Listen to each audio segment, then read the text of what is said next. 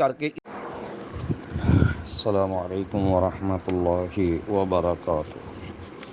الحمد للہ وحدہ والصلاة والسلام علی من لا نبی بعد۔ رب اشرح لی صدری ویسر لی امری واحلل عقدۃ من لسانی یفقہوا قولی۔ رب زدنی علما رب زدنی علما۔ اللہم انی اسألک علما نافعا وعملا متقبلا ورزقا طیبا۔ اعوذ باللہ من الشیطان الرجیم فلولا نفر من كل فرقة منهم طائفة ليتفقهوا في الدين ولينذروا قومهم إذا رجعوا إليهم لعلهم يحذرون۔ وقال النبي صلى الله عليه وسلم كل أمتي يدخلون الجنة إلا من أبى، قيل ومن أبى؟ قال من أطاعني دخل الجنة ومن عصاني فقد أبى، أو كما قال النبي صلی اللہ علیہ وسلم۔ میرے محترم بھائیوں، ہمارا آج کا موضوع ہے کہ علم حدیث کے اندر فقہ راوی اور درایت وغیرہ کی شرط کی حیثیت۔ سب سے پہلی بات یہ ذہن میں رہے کہ دین اسلام ایک کامل اور مکمل دین ہے، اور اس دین کی اساس، اس دین کا بنیادی مصدر وحی الہی ہے،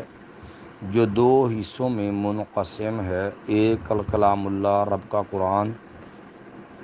اور دوسرا نبی کریم صلی اللہ علیہ وسلم کی سنت، رسول اللہ صلی اللہ علیہ وسلم کی احادیث۔ اور یہ دونوں چیزیں وحی الہی ہونے میں اور دین کے مصدر اور ماخذ ہونے میں برابر کی حیثیت رکھتی ہیں، لیکن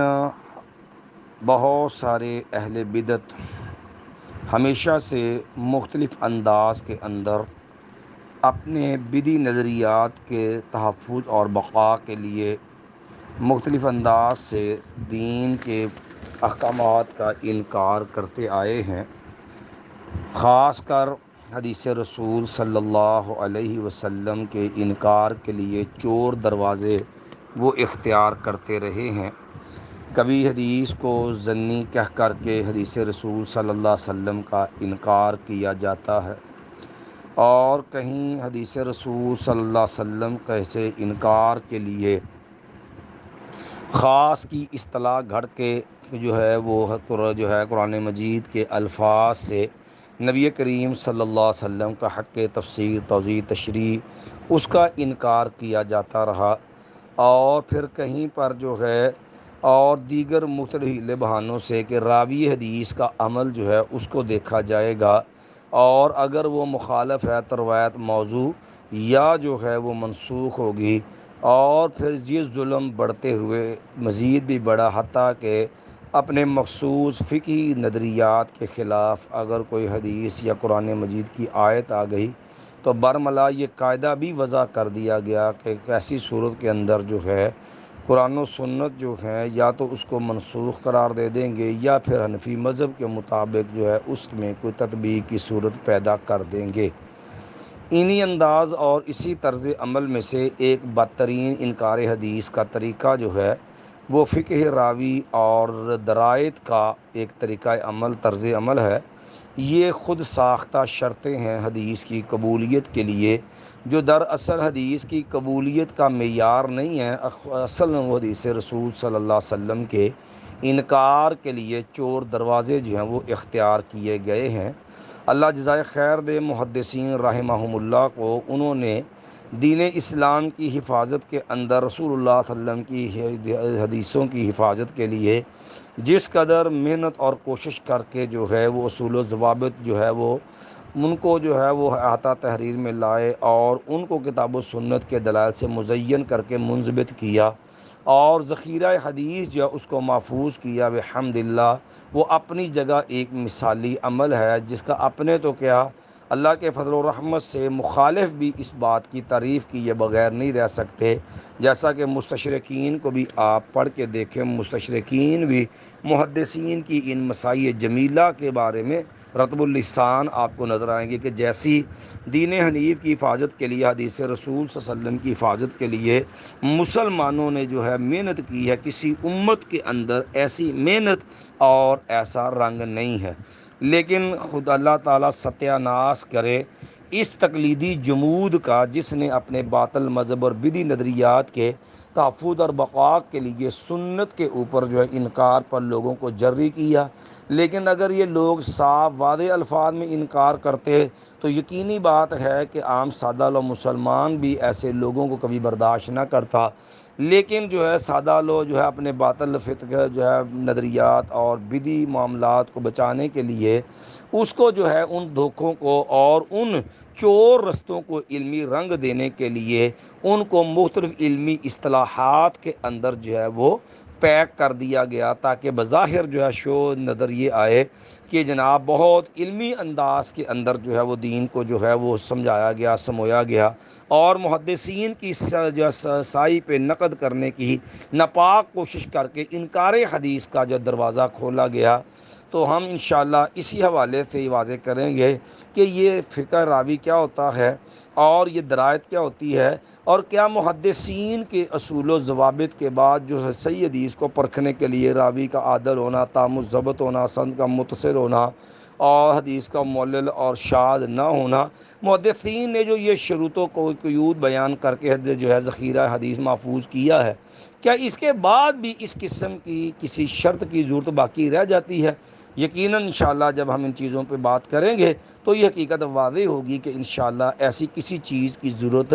باقی نہیں رہ جاتی، بلکہ جن چیزوں کو ایسے لوگ معیار قرار دیتے ہیں، اگر خود آپ ان کی خانہ ساز فقہ جو ہے، جو حقیقت میں فقہ بھی نہیں ہے بلکہ جو ہے فقہ کے نام پہ بھی ایک دھبا ہے، اگر آپ ان کو ائمہ کی فروعات اور ان کو نصوص کا جو درجہ دے رکھا ہے، اگر آپ ان جزیات پہ جو ہے انہی قواعد کو، ایسی فقہ کو، ایسی درایت کو اس پہ منطبق کریں گے تو انسان ششدر اور حیران رہ جاتا ہے کہ علم حدیث کے اوپر تیشہ چلانے والے انہی اصولوں پر جو تیشے چلائے ہیں، اگر یہی تیشہ جو ہے اس کا رخ جو ہے ان کی خود ساختہ فقہ اور جو نام نہاد فقہ پہ آئے تو پھر اس کا حشر جو ہے وہ کس قدر جو ہے وہ تباہ کن نظر آئے گا۔ وہ انشاءاللہ ہم اس کی امثلہ بھی انشاءاللہ آپ کے سامنے رکھیں گے۔ کوشش ہوگی انشاءاللہ ہمارا یہ موضوع اس کے اندر بنیادی طور پر فقہ اور درایت، ان کی بنیادی تعریف اور ان کے مقاصد،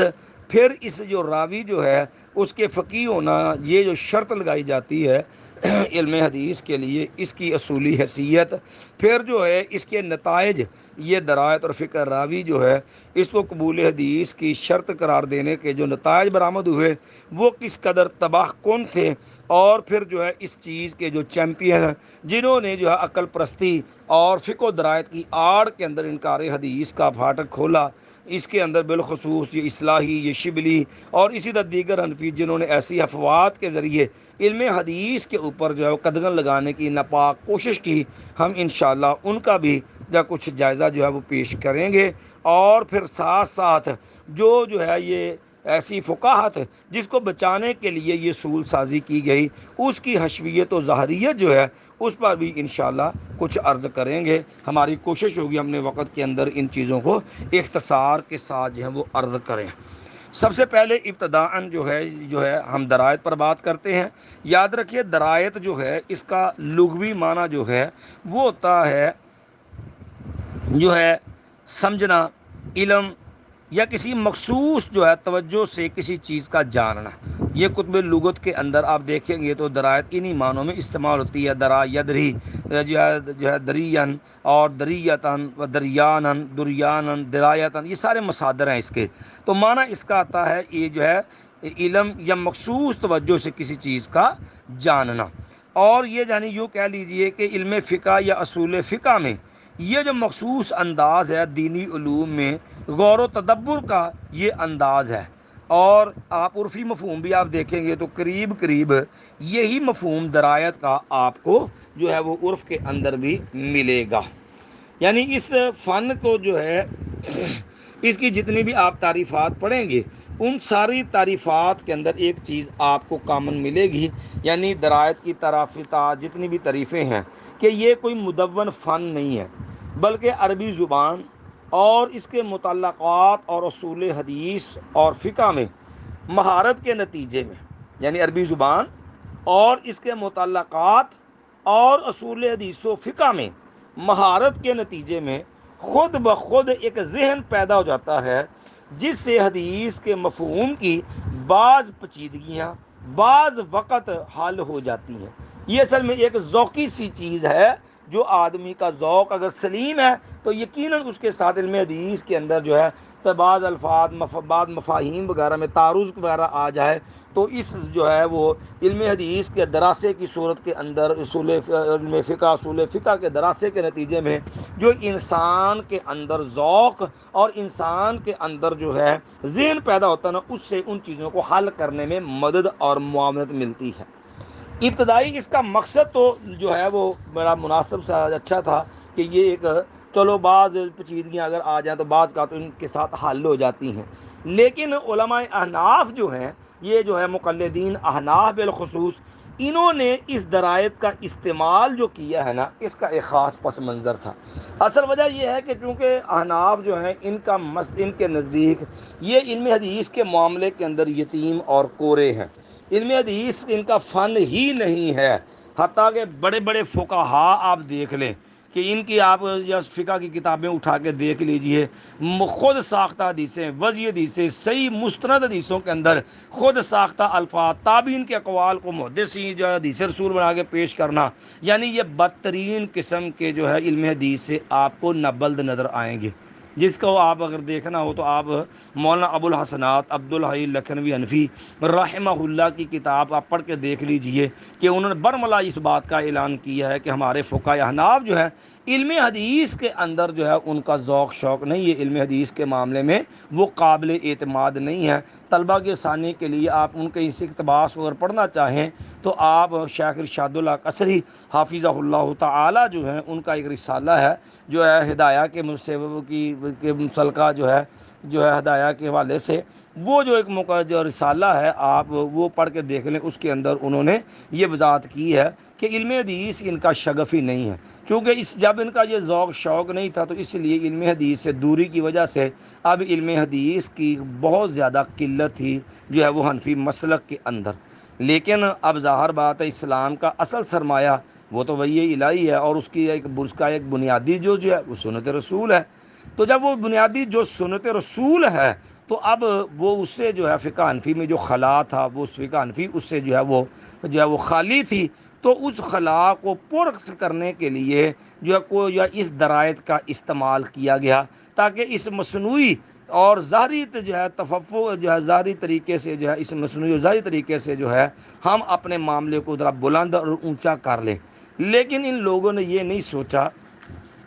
کہ یہ کہنے کو تو ایک ظاہری اچھا علمی جو ہے وہ لفظ ہے، اصطلاح ہے، لیکن حقیقت کے اندر یہ قرآن انکار حدیث کا چور دروازہ ہے۔ اور فقہاء احناف اور متقدمین دیکھ لیں، انہوں نے بھی اسی ظاہری تفوق تھا اسی پر جو ہے اکتفا کیا، اور اس کے نتائج و عواقب جو ہیں اس کی طرف توجہ نہیں دی۔ آپ قریب زمانے کے اندر جماعت اسلامی کو دیکھ لیجئے، اور جماعت اسلامی اور انہی کے ہم نوا دیگر احناف جو ہیں ان کو دیکھ لیجئے، جو اس درایت کو بڑا خوب اچھالتے ہیں۔ حتیٰ کہ آپ مولانا مودودی صاحب جو تھے، مولانا مودودی صاحب کی کتاب مسل کے اعتدال دیکھ لیں، مسل کے اعتدال کے نام پر اسی درایت کا ظالمانہ استعمال کر کے جو ہے یہ بدترین قسم کا مسموم زہریلا لٹریچر ہے جو ہے انہوں نے اسی کا استعمال کر کے جو ہے وہ حدیث کے ساتھ جو ہے انکار کا یہی رویہ انہوں نے اپنایا ہے۔ بلکہ اب یوں کہہ لیجیے مولانا اسماعیل سلفی رحمۃ اللہ علیہ نے حجیت حدیث کے اندر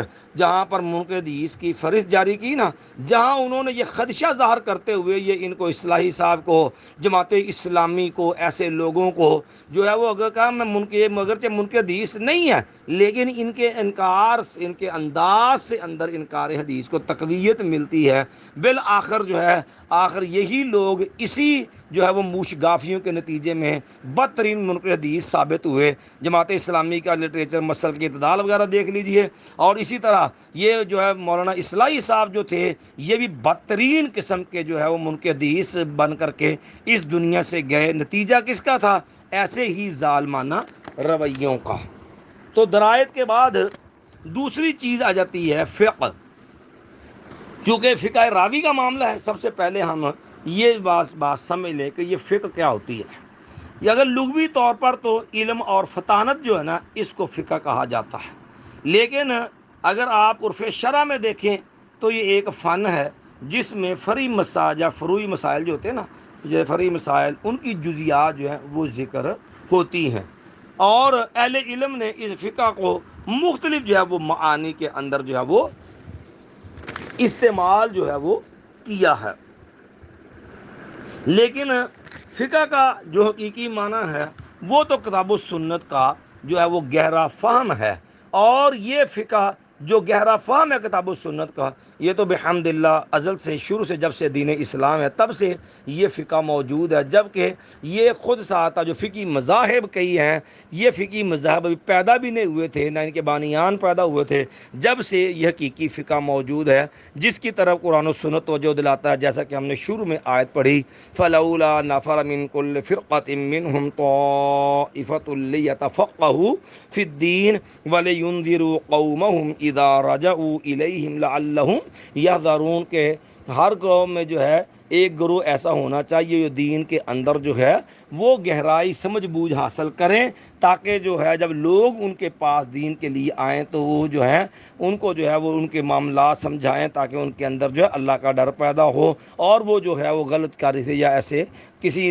برے معاملے سے محفوظ ہو سکیں۔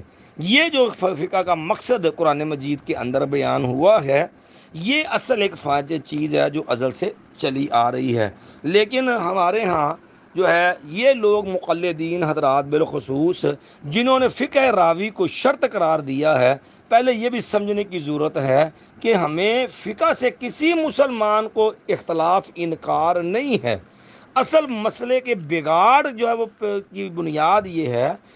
جو ہے کہ یہ ہمارے جتنے بھی حنفی حضرات ہیں ان کے نزدیک فقہ سے مراد یہ دقت دین کا دقت فہم نہیں ہے، جو عموم جو ہے جیسا کہ متقدمین صحابہ اکرام تابعین و جو ہے سلف صالحین کا ہے کہ ان کے ہاں فقہ سے مراد کیا ہوتا تھا۔ ہمارے فقہ سے مراد ہے کہ عامہ اجتہاد کی جو مجتہد جو ہے مجتہدانہ مسائی ہے کہ وہ پیش آمدہ مسائل کو براہ راست قرآن و سنت سے استنباط کرتے، یعنی دلہ شریعہ کی روشنی میں قرآن و سنت سے پیش آمدہ مسائل استنباط کرتے، ان پہ غور کرتے، اساتذہ تلامذہ بحث و مناظرہ جو ہے بحث و مباحثہ کے بعد بھی ایک دوسرے کو رائے کو قبول فرماتے، اور حسن ظن اور اس کے باوجود بھی حسن ظن اور محبت کا تعلق جو ہے وہ بس دستور قائم رہتا تھا۔ یہ چیز ہے اصل جو ہے وہ فقہی انداز جو ہے، لیکن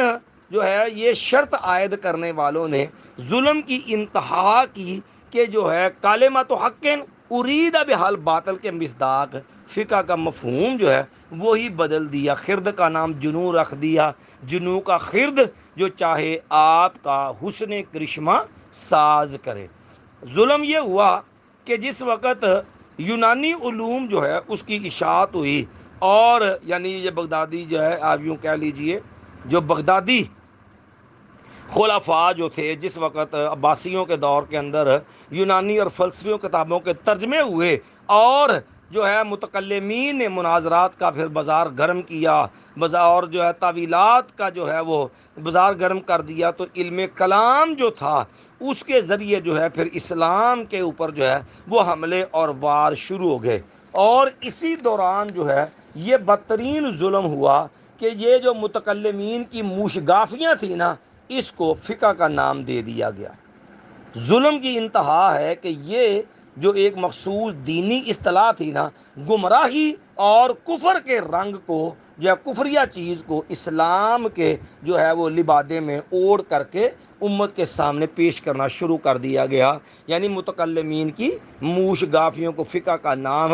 دے دیا گیا، اور جو معتزلہ کی جو گمراہیاں تھیں انہی کو ہدایت جو ہے وہ قرار دے دیا گیا۔ آپ کبھی تاریخ پڑھیں مامون سے لے کر کے متوکل کے زمانے، یہ باسی خلفاء جو تھے، مامون سے لے کے متوکل کے زمانہ تک جو ابتلا آزمائش کا دور آیا نا، یہ اسی قسم کی فقہ کا نتیجہ تھا، یعنی وہ متکلمین کی موش گافیوں کو فقہ قرار دیا گیا۔ اب جو اس کا منکر تھا، اس کو نہیں مانتا تھا، بات سمجھو وہ آدمی فقہ کا منکر ہے، پھر اس کی خیر نہیں ہے۔ پھر امام احمد بن حنبل رحمۃ اللہ علیہ کے اوپر جو ظلم ڈھایا گیا امام احمد رحمۃ اللہ علیہ ہم نواؤں پر، اور اسی طرح دیگر، یہ سارا ایسے ہی موش گافیوں کے انکار کا نتیجہ تھا۔ نام اس کو کیا دیا گیا تھا؟ فقہ کا نام دیا گیا تھا۔ اور اس چیز کے چیمپئن بڑے بڑے گمراہ کفریہ عقائد رکھنے والے بشر مریسی جیسے، اور بشر مریسی کے علاوہ قاضی عیسیٰ بن ابان، یہ ایسے قاضی عیسیٰ بن ابان جیسے جو ہیں، یہ بھی علم حدیث سے انکار کے اوپر راضی اور خوش تھے۔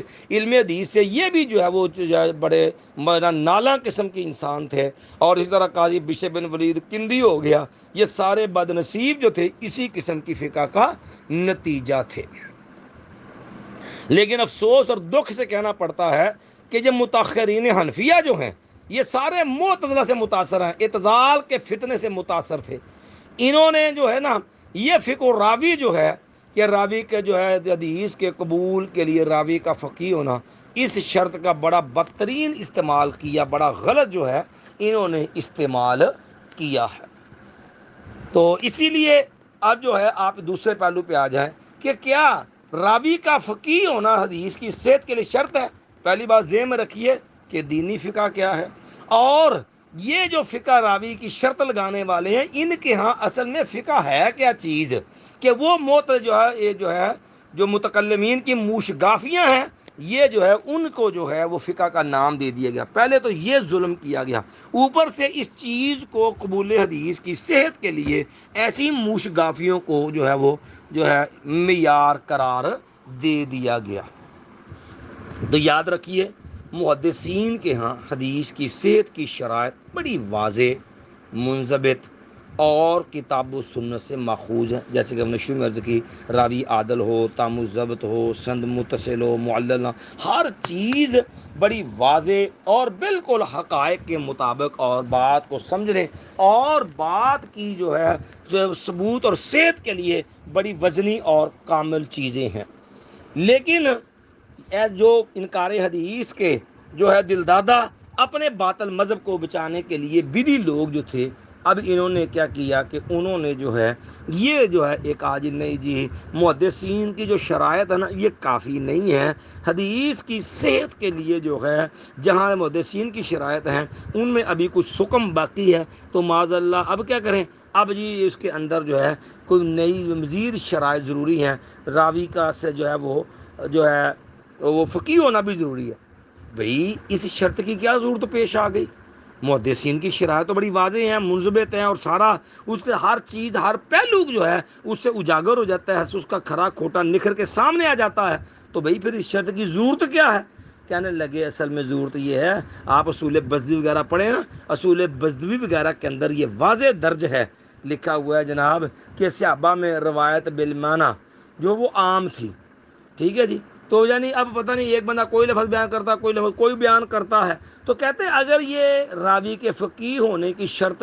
نہ ہو تو پھر خطرہ ہے کہ جو ہے وہ حدیث کے مفہوم میں لغزش ہو جائے گی۔ یہ جو ہے ایک جو ہے وہ کہہ لیں لالی پاپ کہہ لیں، یا یہ جو ہے ایک جو طفل تسلی جو ہے عوام کو دی اس ظالمانہ جو ہے کافرانہ شرط کے لیے جو ہے۔ لیکن یہ شرط کہ راوی جو فقیہ ہونا چاہیے، یہ کس قدر بے تکی اور بے وقعت اور بے حیثیت شرط ہے۔ ہم اپنی طرف سے اس کی بجائے ہم جو ہے ایک بڑی عمدہ کتاب ہے نبی صلی اللہ علیہ وسلم کے اسوہ سے متعلق، جس کا نام ہے دراسات اللبیب، ٹھیک ہے، مکمل اس کا نام ہے دراسات اللبیب فی الاسوۃ الحسنۃ بالحبیب۔ یہ ہیں شیخ محمد معین بن محمد امین ہیں، یہ ان کی یہ کتاب بڑی شاندار، انہوں نے اس شرط پر نا بڑا شاندار اور بڑا مقصد تجزیہ کیا ہے، آپ اس کو جو ہے سامنے رکھیں۔ میں اختصار سے کچھ چیزیں اسی والے سے عرض کرتا ہوں کہ یہ جو پس منظر رکھا کہ صحابہ میں روایت بالمعنی عام تھی، تو لہٰذا اگر فقہ راوی کی شرط نہ ہو تو پھر جو حدیث کے مفہوم میں جو ہے وہ لغزش گڑبڑ کا خطرہ تھا۔ یہ بھی صرف صحابہ کے بارے میں بدگمانی والا ایک انداز ہے، قطعاً ایسی بات نہیں ہے۔ ثابت راسات اللبیب نے اس کا رد کرتے ہوئے بڑی شاندار بحث کی، کہنے لگے دیکھیں آپ جو ہے فقہ راوی کو لے لیں جو انہوں نے شرط لگائی ہے، بھئی دیکھو حدیث کے لیے دو چیزیں ہوتی ہیں، راوی جو ہے وہ سچا سے ہونا چاہیے اور وہ حدیث جو ہے لینے کے لیے اہل ہونا چاہیے، ٹھیک ہے۔ اب راوی کی اہلیت یا اس کے کردار صداقت، ان دونوں پہلوؤں کو آپ لے لیں تو جو ہے فقہ راوی کو تحمل اور صدق دونوں معاملوں میں کوئی تعلق نہیں ہے، اس کا کوئی اس کے ساتھ واسطہ ہی نہیں ہے۔ اچھا پھر یہ جو ہے یہ مفروضہ جو گڑھا جی کہ صحابہ کرام میں روایت بالمعنی عام تھی، اگر راوی فقیہ نہ ہو تو ممکن ہے حدیث کے مفہوم میں لغزش ہو جائے، یہ بھی سارا نظریہ صحابہ کرام کے بارے میں بدگمانی پہ کھڑا ہے، حالانکہ صحابہ کرام میں یہ امکان ہی نہیں ہے کہ روایت بالمعنی میں ایسی غلطی کرے جس سے حدیث کا مقصد فوت ہو جائے۔ کیوں؟ اور جو لوگ آن صلی اللہ علیہ وسلم کے الفاظ ضبط کرنے کی کوشش فرماتے تھے، یعنی صحابہ کرام نبی علیہ السلام کے الفاظ ضبط کرنے کی اس قدر کوشش فرماتے تھے، کیسے ممکن ہے کہ معنی ادا کرنے میں غلطی کریں گے؟ صحابہ کی تو تربیت ہی الفاظ کے ضبط پر ہوئی ہے۔ آپ صحیح بخاری کتاب و طہارہ نکال لیجیے، اس کے اندر سیدنا برا بن عازب رضی اللہ تعالیٰ کی حدیث دیکھیں، نبی علیہ السلام نے فرمایا کہ رات وضو کرو، وضو کرنے کے بعد جو ہے جب اپنے بستر پہ لیٹو دائیں پہلو پہ لیٹ کے دعا پڑھو، جو ہے اللہ جو ہے اس دعا کے اندر جو ہے اللہم اسلمت نفسی الیک وفوضت امری الیک والجأت ظہری الیک رغبۃ ورہبۃ الیک لا ملجأ ولا منجا منک الا الیک، اس کے آخر میں ہے یہ آمنت بکتابک الذی انزلت وبنبیک الذی ارسلت۔ برا بن عازب کو اللہ کے نبی نے ایسا دعا سکھلائی نا، آپ نے برا یہ دوبارہ مجھے یہ دعا سناؤ، تو برا بن عازب رضی اللہ تعالیٰ عنہ جب دعا سے سنانے لگے نا تو کہنے لگے آمنت بکتابک الذی انزلت وبرسولک الذی ارسلت۔ آپ نے فرمایا کہ برا نہیں، وہی الفاظ پڑھو جو میں نے سکھلائے ہیں، تو برا بن عازب رضی اللہ تعالیٰ نے پھر وہی الفاظ وبنبیک الذی ارسلت، یعنی ضبط الفاظ پہ نبی نے ایسی صحابہ کی تربیت فرمائی کہ آپ حالانکہ نبی صلی اللہ علیہ وسلم آپ رسول بھی ہیں اللہ کے، آپ نبی بھی ہیں، معنی مفہوم میں کوئی فرق نہیں آتا لفظ نبی اور رسول سے، لیکن نبی علیہ السلام کی حفظ الفاظ ضبط الفاظ کی تربیت کا انداز دیکھیے، آپ نے اتنی بھی اجازت نہیں دی برا بن عازب رضی اللہ عنہ کو کہ لفظ نبی کی جگہ لفظ رسول استعمال کر، صحیح بخاری ہے یہ اور حدیث نمبر 247 ہے، ٹھیک ہے جی۔ تو پھر یہ کیسے ممکن ہے؟ جو یہ مفروضہ گڑھا گیا سولہ بزری وغیرہ کے اندر، آپ ان روایات کی روشنی میں دیکھ لیں۔ اسی طرح دوسرے انداز سے آپ دیکھ لیں کہ صحابہ کرام کے بارے میں جس بدگمانی کے اوپر اس اصول کی بنیاد رکھی گئی، آپ اس کو دوسرے انداز میں دیکھ لیں۔ بھئی صحابہ کرام جو تھے وہ عربی تھے، وہ اہل زبان تھے، تو ان سے ادائے معنی میں غلطی کا احتمال کہاں ہو سکتا ہے جی؟ وہ تو اہل زبان ہے، وہ اجمی ہو عربی میں بات کر رہے تو اس سے سمجھ آتی ہے کہ اس کو لفظ کے انتخاب میں غلطی لگی ہے۔ صحابہ کرام تو اہل زبان تھے، ان سے ادائے معنی میں غلطی کا احتمال کیسے ہو سکتا ہے؟ پھر آپ دیکھیں سیدنا ابو ہریرہ رضی اللہ تعالیٰ جیسا سمجھدار دنا زیرک دانش مند آدمی جو ہے، جس نے بوقت یعنی ایسے شاندار علمی مرتبے پر فائز تھے کہ عبادلہ فقیہ صحابہ کرام جو تھے نا، وہ بھی مسائل کے اندر معاملات کے اندر سیدنا ابو ہریرہ رضی اللہ عنہ رجوع کرتے تھے۔ تو سیدنا ابو ہریرہ رضی اللہ عنہ کے حق میں تو بالخصوص اللہ کے نبی علیہ الصلوۃ والسلام نے حفظ کے لیے دعا فرمائی تھی، اور یہ جو ہے وہ فقہ کے چیمپئن بنے ہوئے ہیں، ان بد نصیبوں کے نزدیک تو معاذ اللہ سیدنا ابو ہریرہ رضی اللہ تعالیٰ ویسے غیر فقیہ ہے، اور سیدنا انس تو معاذ اللہ ان سے بھی معاذ اللہ کئی گنا نیچے جو ہے وہ غیر فقیہ کے درجے میں ہے، فقاہت نام کی دور دور کی چیز ہی کوئی نہیں ہے۔ ہم انشاءاللہ اس پر بات کرتے ہیں آگے۔ اب سیدنا ابو ہریرہ کو دیکھ لیں آپ، نبی علیہ السلام نے ان کے حق میں حفظ کے لیے دعا فرمائی، جس کا اثر یہ ہوا کہ سیدنا ابو ہریرہ فرماتے ہیں نا، انہوں نے صلی اللہ کے نبی علیہ السلام کے پاس آئے نا تو کہنے لگے یا رسول اللہ صلی اللہ علیہ وسلم انی اسمع منک جو ہے حدیثا کثیرا، آقا یا رسول اللہ صلی اللہ علیہ وسلم میں آپ سے نا بہت زیادہ حدیثیں سنتا ہوں، لیکن جو ہے میں پھر جو اس کو بھول جاتا۔ تو آپ نے کہا ابسط ردا آقا، ابو ہریرہ چادر بچھا، کہنے لگے میں نے چادر بچھائی، اللہ کے نبی علیہ الصلوۃ والسلام نے جو ہے وہ دونوں ہاتھ جو ہے بھر کے، جیسے کہ چیز کو جو ہے کسی چیز سے پکڑ کے دوسرے پہ ڈالا جاتا ہے، تو ڈالا اور کہا ابو ہریرہ اس کو جو ہے اپنے سینے اپنے ساتھ ملا لو۔ کہتے ہیں میں نے اس کو اپنے ساتھ ملایا، کہتے ہیں فما نسیت شیئا بعدہ، کہنے لگے کہ اس کے بعد جب سے اللہ کے نبی نے مجھے یہ کام کیا، اللہ کی قسم اس کے بعد میں کبھی کوئی چیز بھولا ہی نہیں ہوں۔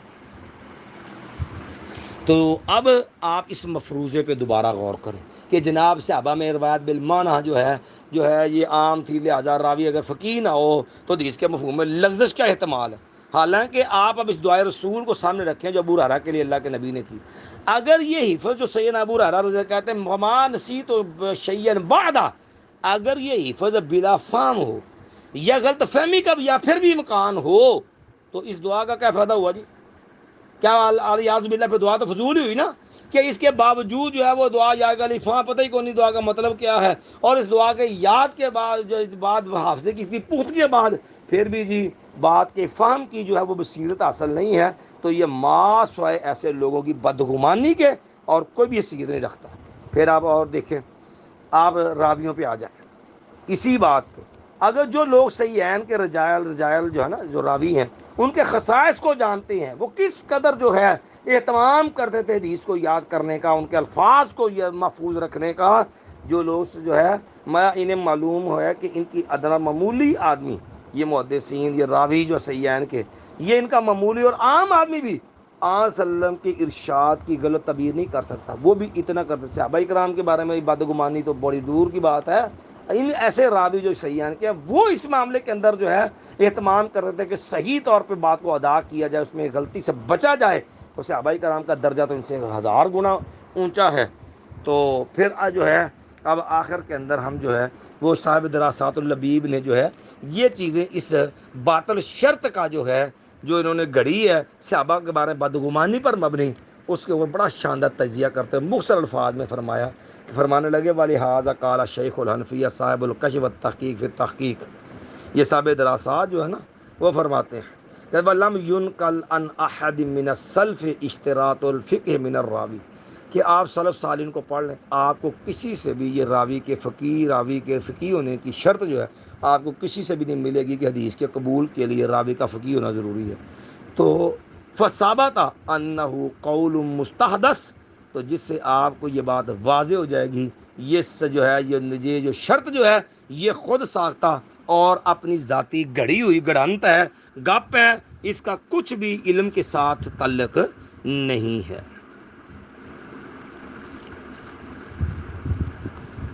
اور اس کے بعد جو ہے آپ مزید اس بات کو دیکھ لیں کہ یہ فقہ راوی کا جو انہوں نے شرط لگائی ہے نا، حالانکہ آپ دیکھیں پھر حدیث کی صحت کے اندر بھی فقہ راوی کو کوئی دخل نہیں ہے، کیونکہ سے جو ہے حدیث کی صحت جو ہے اس کا تعلق حفظ اور ضبط کے بعد صدق اور جو ہے مروت پہ ہوتا ہے۔ تو فقہ راوی کا تعلق تو سارے کا سارا مفہوم سے ہے،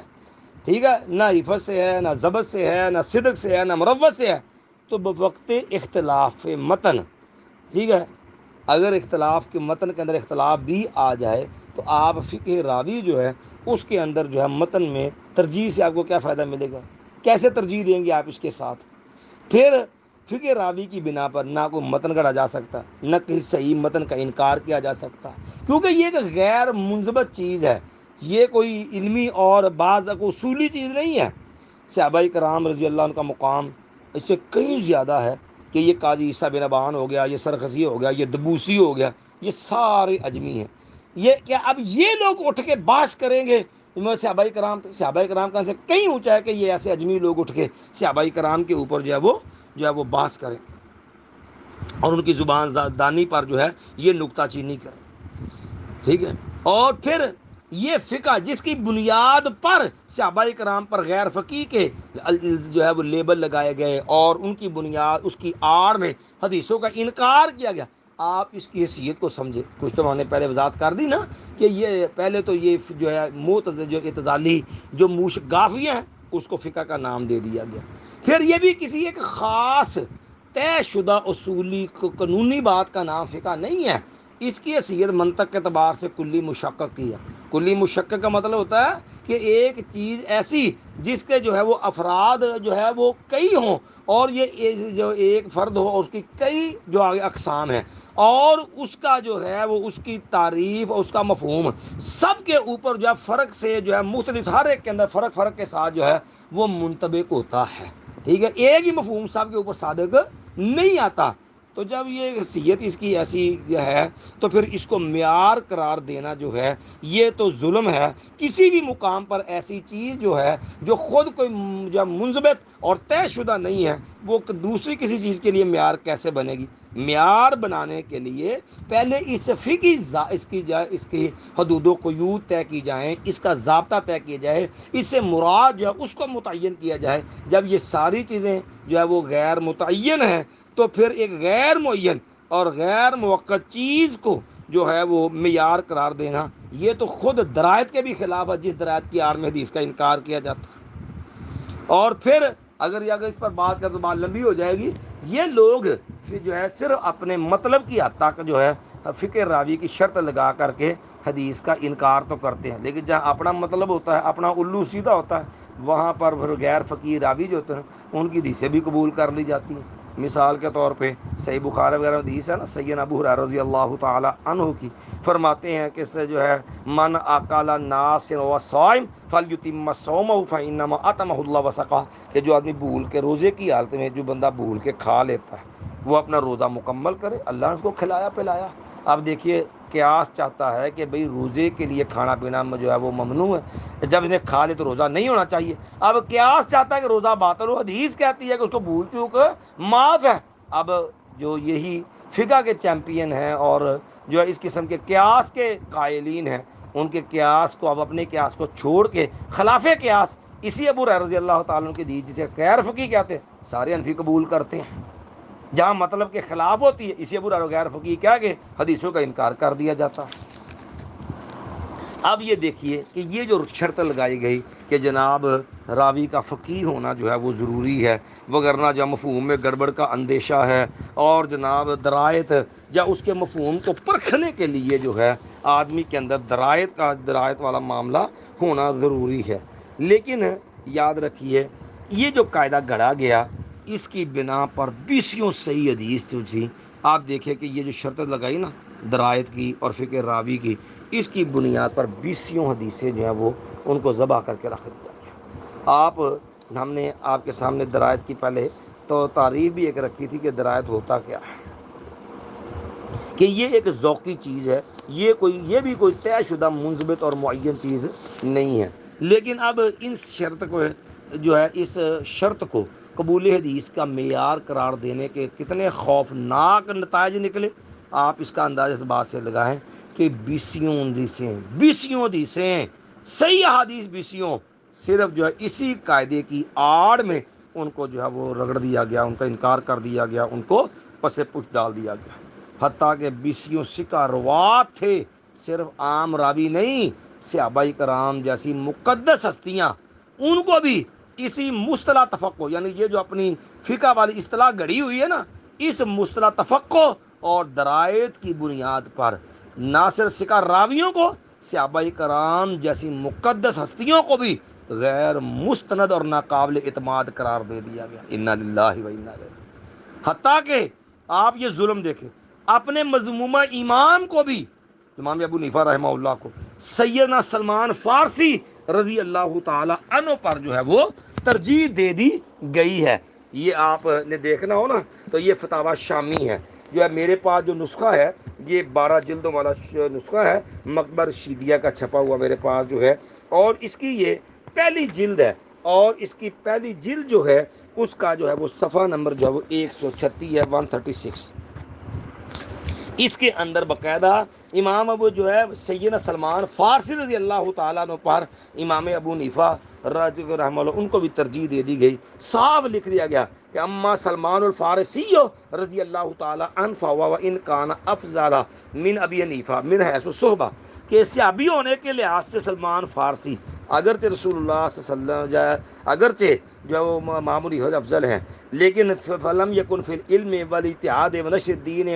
و تدوین احکام ہی قابل، لیکن کہتے ہیں علم، اجتہاد، دین کی نشر و اشاعت اور احکام کی تدوین میں وہ ابو حنیفہ جیسے نہیں ہو سکتے. یعنی گویا کہ معاذ اللہ ماں ابو حنیفہ سے سلمان فارس سے بھی بڑھ کر کے ان معاملات میں. تو کہتے ہیں اسی لیے قد یوجد فی المفضول ما لا یوجد فی الفاضل. تو یہ بدترین ظلم ہے کہ اپنے جو ہے وہ خود ساختہ شرائط کی آڑ میں صحابہ کرام کی اس قسم کی توہین جو ہے اس سے بھی گریز نہیں کیا گیا، بلکہ اس سے بھی بڑھ کر کے آپ دیکھیں اسی شرط کو جو ہے قبول حدیث کا معیار قرار دینے کا بدترین نتیجہ اور بھی سامنے آیا کہ صحابہ و تابعین پر بڑے ناروا اور ظالمانہ تبصرے کیے گئے. کسی کو معاذ اللہ آپ وہ حدیث دیکھ لیں، معروف حدیث ہے کہ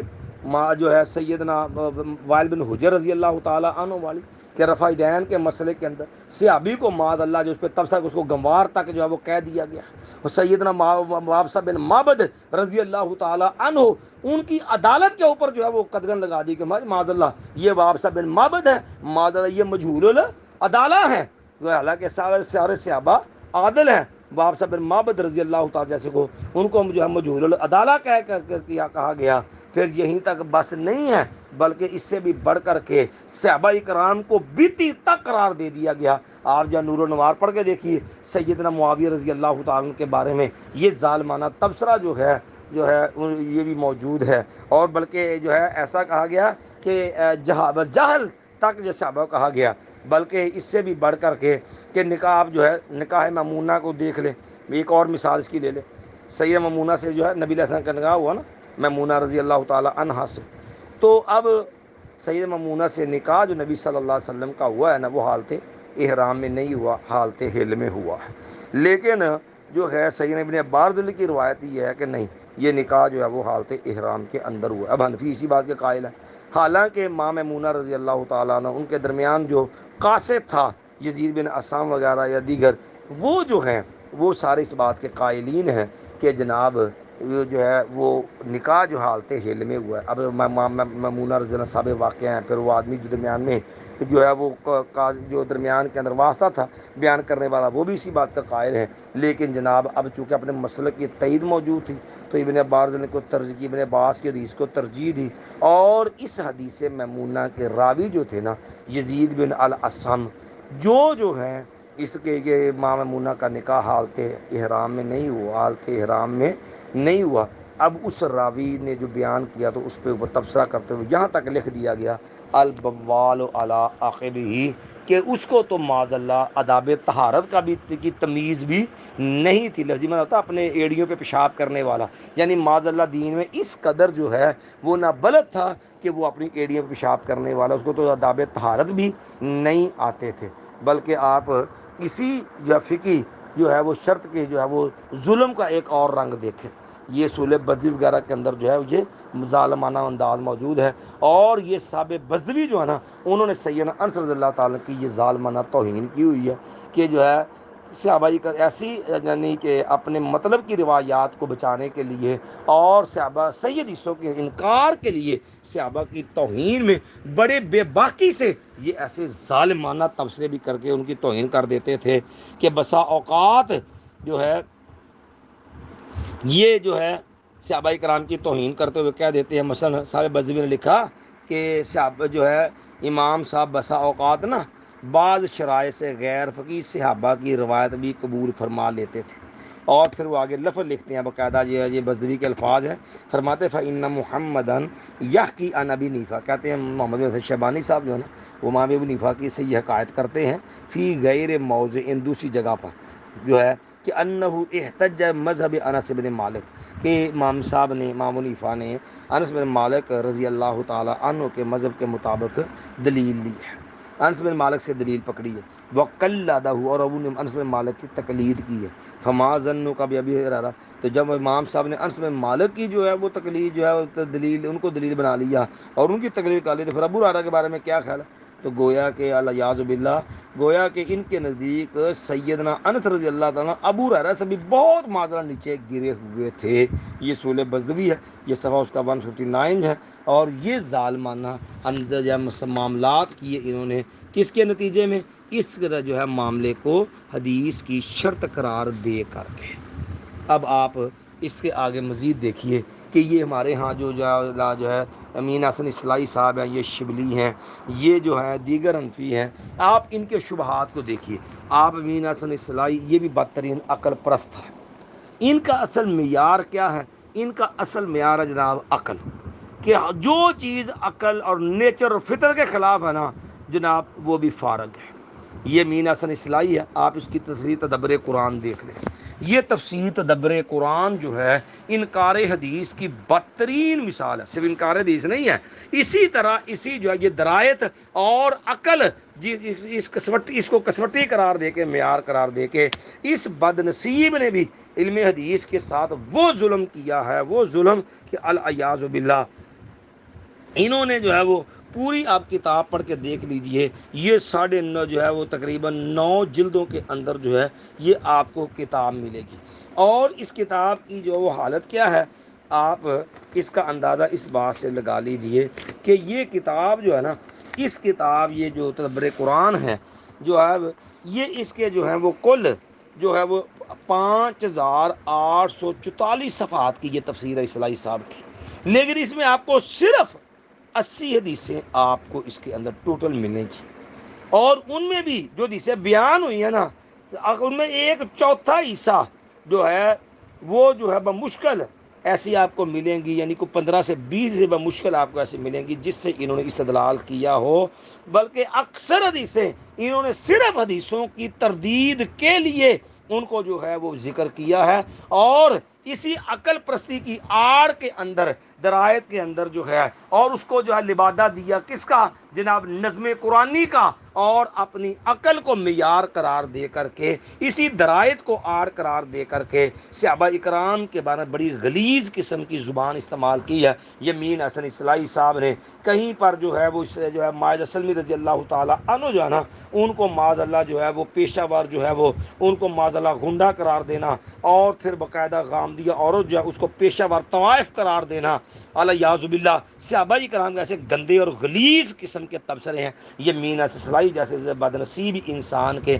نتیجہ یہی ظلم ہے انکار حدیث کا، کہ معیار کیا ہے جی؟ درایت، عقل. جناب جو اپنے دماغ میں چیز سما جائے تو جناب اسی بنیاد پر امین حسن اصلاحی نے یہ ظلم کیا اور اتنی بڑی تفسیر لکھی. لیکن نظم قرآنی عقل پرستی درایت کی آڑ کے اندر جو ہے یہ ان کا ٹوٹل جو ہے وہ انداز تھا کہ انہوں نے 80 حدیثیں بمشکل 15 سے 20 ہوں گی جس سے شاید استدلال کیا، وغیرہ محض جو ہے وہ حدیثوں کے انکار کے لیے وہ حدیثیں اس لیے انہوں نے نقل کی ہیں، اور معیار یہی درایت تھا ان کا.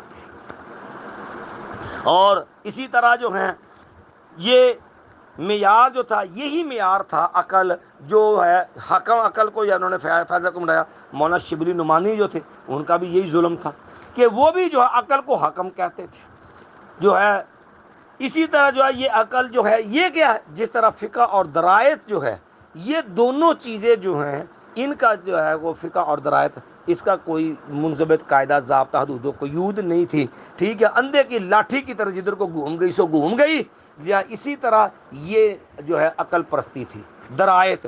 فرق صرف اتنا ہے کہ سر سید خان وہ بھی اسی جو ہے وہ باغ کا ایک پودا تھا کہ اس نے اس کو انگریزی نام کے اندر رکھا، نیچر اور فطرت کا نام دیا. اور مولانا شبلی نعمانی نے کیا کیا؟ مولانا شبلی نعمانی نے اس کو انگریزی لفظ سے نکال کے نا جی انہوں نے اس کو عربی نام دے دیا، اور اس چیز کا جو ہے وہ نام انہوں نے جو ہے وہ عقل اور نیچر کی بجائے اس کا نام درایت دے دیا. اور مولانا شبلی نعمانی کو اگر آپ دیکھیں گے نا تو یہ تاریخی مطالعہ جو ان کا اپنے ہم اثر جو علماء تھے نا ان سے قدرے بہتر تھا. لیکن یہ بھی ان کو بھی اصل پریشانی یہ تھی کہ حنفیت کے اندر جو قلت حدیث اور کثرت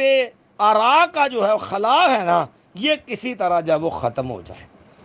لیکن اب یہ خلا علمی حلقوں اور دیگر ائمہ کی دیسی خدمات سے تو مسلم تھا کہ فقہ حنفی اس معلوم محروم ہے. اب اس خلا کو مولانا شبلی صاحب نے بڑی شدت سے محسوس کرتے تھے کہ ہائے ہائے حنفیت میں اتنا خلا ہے، یہ حدیث میں دور کیوں ہے. اب احناف حدیث کے میدان میں آئے تو بڑی دیر سے. جب یہاں سارا کارخانہ جو چلتا تھا حنفی فقہ کا وہ سرا تقلید و جمود پہ چل رہا تھا. اس لیے انہوں نے ان شخصی آراء کی ترجمانی جو ہے وہ لفظ درائے سے فرمائی، یعنی وہ جو سر سید وغیرہ نیچر اور اصلاحی نے عقل جو ہے اور نظم قرآنی کی آڑ میں عقل پرستی کا جو ہے وہ استعمال کیا نا لفظ، تو انہوں نے اس کو جناب درایت کے جو ہے وہ یعنی چورن کے اندر جب وہ لپیٹ دیا، لبادے کے اندر جب لپیٹ دیا، اور اسے اس درایت کو شبلی صاحب نے کیا ظلم کیا، انہوں نے اس درایت کو نہ صرف حدیث کا نعم البدل قرار دیا بلکہ حدیث کے انکار اور طویل کے لیے مولانا شبلی نے بھی اس کو بطور ہتھیار استعمال جو کیا، بڑے دکھ کی بات ہے۔ اور لیکن اگر آپ یہ دیکھیں کہ جناب یہ سر سید کی نیچریت اور شبلی کی درایت میں پھر کیا فرق تھا؟ فرق تو لفظوں کا ہی رہ جاتا ہے، کیونکہ انہوں نے اس کو انگلش الفاظ کے اندر نیچریت اور فطرت کے نام سے، عربی میں فطرت کے نام سے تعبیر کیا، لیکن یہ لفظ اہل علم کے ہاں اہل علم ایسے لفظوں سے مانوس نہیں تھے، علمی حلقوں میں دینی حلقوں میں یہ لفظ جو ہے وہ غیر معروف تھا۔ تو مولانا نے کیا کیا، اسی لفظ کو جو ہے معروف علمی اور علمی اور معروف جو ہے اہل علم کا جو لفظ تھا، مولانا نے تھوڑا سا تصرف کر کے نا اس کو جو ہے وہ اس نام کے اندر، اس اصطلاح کے اندر جو ہے وہ لپیٹ دیا، یعنی قلت حدیث اور راہ پسندی کے خلا کے لیے بھی یا جی یہ جو مولانا صاحب جو ہے دونوں کے اندر اگر فرق جو ہے آپ دیکھنا چاہیں نا، تو دراج جو میں نے آپ کو عرض کیا نا کہ یہ لفظ اہل علم میں موجود نہیں تھا، لیکن بہرحال درایت کا لفظ سر سید کی نیچریت سے تو کچھ بہتر تھا، تو مولانا شبلی نعمانی نے کیا کیا، اسی میں تھوڑی سی جو تبدیلی کر کے نا کہ جو تو پھر حنفیوں کے ہاں جو حدیث کی قلت اور راہ پسندی کے خلا جو خلا تھا نا، اس کے لیے جو معذرت والا کام تھا نا کہ حنفی میں یہ قلت حدیث کیوں ہے اور راہ پسندی کثرت کیوں ہے، اس کے لیے جو معذرت والا جو کام لینا تھا نا وہ بھی اسی لفظ درایت سے انہوں نے لیا۔ اب آپ کبھی مولانا شبلی صاحب کی درایت کی اگر تعریف دیکھیں نا تو وہ بھی ایک لمبا چیپٹر ہے، ہمارے پاس وقت قلت ہے، میں اختصار سے کچھ چیزوں بیان کر دیتا ہوں۔ مولانا شبلی کی درایت جو ہے اگر آپ دیکھیں تو وہ تعریف یہ کرتے ہیں کہ درایت سے یہ مطلب ہے کہ جب کوئی واقعہ بیان کیا جائے تو اس پہ غور کیا جائے کہ وہ طبیعت کے اقتضاء، اب یہ شروع دیکھنا، طبیعت کے اقتضاء، بھئی کس کی طبیعت؟ زمانے کی خصوصیتیں، بھئی زمانہ کون سا؟ رسول اللہ صلی اللہ علیہ وسلم والا زمانہ، جس زمانے میں وہ چیز سجا وہ پیش ہوئی تھی، جس زمانے میں واقعہ پیش ہوا تھا، اس کے حالات و واقعات کے مطابق اس کی خصوصیات زمانے کی دیکھنی ہے، یا جو تجزیہ کرنے والا ہمارا آج کا ہے، مثلا ایک واقعہ حد نبوی کا ہے، وہاں ایمانی لیول کون سا تھا، ہمارے ایمانی لیول کیسا ہے، تو کہتے ہیں زمانے کی خصوصیت ہے۔ منصوب علیہ کے حالات، بھئی منصوب علیہ کے حالات ان لوگوں کی اقوال کی روشنی کے اندر جو ان کے ہم اثر تھے یا بعد والوں کے جو ہے وہ جو ہے ضابطے کے مطابق، اور دیگر قرائن عقلی کے ساتھ۔ اب یہ جو دیگر قرائن عقلی ہیں ان کا کیا معیار ہے، یہ بھی سارے کیا ہے، تو جو ہے ان قرائن عقلی کے ساتھ کیا نسبت رکھتا ہے، یعنی یہ درایت کا مطلب ہے کہ حدیث آپ نے جو دیکھ لینی ہے نا، کو واقعہ لینا ہے وہ طبیعت کے اقتضاء کے مطابق ہو، زمانے کی خصوصیت میں دیکھی جائیں گی، منصوب علیہ کے حالات اور دیگر قرائن عقلی، یہ 4-5 شرطیں لگائی ہیں، لیکن آپ یہ ساری شرطوں کو دیکھ لیے، اس پوری تعریف میں آپ کو کوئی ایسی قید نہیں ملے گی جس سے حدیث کا مفہوم یا معنی کی تصحیح میں بدل مل سکے، یعنی طبیعت کی اقتضاء، زمانے کی خصوصیتیں، منصوب علیہ کے حالات، دیگر قرائن عقلی، اس میں بھئی یہ ساری شرطیں جو ہیں، اس میں کوئی ایسا لفظ ہے جس سے حدیث کے مفہوم کو سمجھنے میں مدد ملے یا معنی کے تصحیح میں مدد مل سکے، یعنی عربیت میں مہارت تک کا کوئی، اب یہاں تک عربیت میں مہارت تک کا کوئی تذکرہ تک موجود نہیں ہے، ٹھیک ہے جی، اللہ اور بیان کیا کر رہے ہیں، شرطیں دیکھیے اب درایت کی کہ کوئی واقعہ، ٹھیک ہے جی، تو اب جب کوئی واقعہ اس کا مطلب یہ واقعہ حدیث کی بات نہیں ہے، تو یہ تو شرطیں ایسی ہیں جیسے کوئی تاریخی واقعات کی چھان پھٹک معلوم کرنی ہو، کیونکہ وہ واقعہ تاریخی جو ہوتے ہیں وہ بلا سند ہوتے ہیں جو، اور محض جو ہے وہ تخمین و اندازے پہ کھڑے ہوتے ہیں، جس لیے ان کی صحت کا اندازہ لگانا پڑتا ہے۔ علم حدیث میں وارد واقعہ کی تو یہ نوعیت نہیں ہوتی، کہتے ہیں جی اقتضاء طبیعت، اس اتنا فضول جملہ ہے نا، بھئی طبیعتوں کے تقاضے، آپ عہد نبوی کے طبیعتوں کے تقاضے دیکھیں، پھر اس کے بنو امیہ کے دور کے دیکھیں، پھر باسی دور کے طبیعتوں کے تقاضے دیکھیں، پھر بعد کے اندر جو ہے وہ یہ جو ہے آج کل کے دور کے طبیعتوں کے تقاضے دیکھیں، یہ تو بذات خود جو ہے انسانی طباعوں میں اتنا اختلاف ہے کہ الامان والحفیظ، تو انسانی جو طباعیں ہیں